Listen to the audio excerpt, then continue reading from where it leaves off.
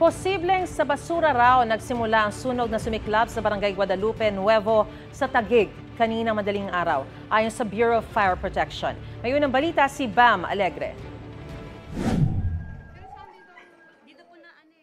Sumiklab ang sunog sa bahay na ito sa Barangay Guadalupe Nuevo sa Taguig pasado alas 2 na madaling araw kanina.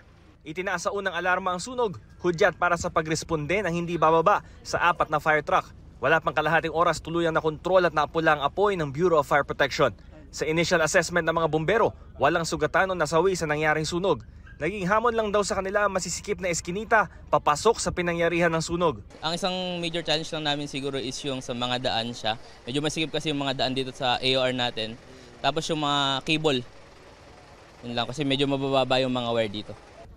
Base sa investigasyon ng BFP, posibleng rubbish fire ang nangyari. Ang unit kung saan hinihinalang nagmula ang apoy, nasunog din daw kamakailan at hindi na ipinagawa.